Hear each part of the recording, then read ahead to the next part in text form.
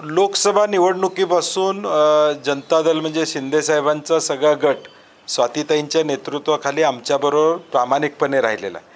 शाहू महाराजांच्या निवडणुकीमध्ये काँग्रेस, राष्ट्रवादी आणि शिवसेना यांच्याबरोबर खांद्याला खांदा लावून ताईंनी त्यांच्या गटाला आमच्याबरोबर मताचं जी बेरीज आहे ती बेरीज गाठण्यामध्ये आम्हाला मदत केली.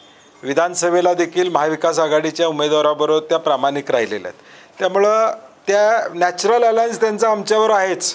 त्यामुळे असं काही नाही. आता बऱ्याच ठिकाणी स्थानिक एखादे पक्ष असतात. आता तुम्ही ज्याही जनता दलाची चर्चा करता त्या जिल्ह्यात शेतकरी संघटना आहे, या जिल्ह्यात आहे, अनेक जिल्ह्यात आहे. सांगलीमध्ये शेतकरी संघटना आहे, 5-7 जिल्ह्यामध्ये राजू शेट्टींचं 10-12 जिल्ह्यामध्ये या महाराष्ट्रामध्ये अस्तित्व आहे. तिथे शेतकरी संघटना आमच्यावर येणार आहे. अशी म्हणून जे घटक आहेत लहान पक्ष असतील ते आमच्याबरोबर काही ठिकाणी येऊ इच्छितात, त्यांना आम्ही बरोबर घेणार ना. आणि त्यांची ताकद असेल त्याच्याप्रमाणे ते लढतील. आमची जेवढी ताकद असेल त्याप्रमाणे आम्ही महाविकास आघाडी म्हणून लढू.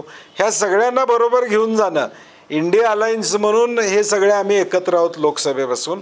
त्यामुळे इंडिया अलायन्स म्हणून महायुतीच्या उलटं, महायुतीच्या विरोधात आम्ही एकसंघ त्या ठिकाणी राहू. तसं काही दरवर्षी वेगळा पाहुणा असतो. मागच्या वर्षी मी होतो, यावर्षी मला वाटते पालकमंत्री आले होते.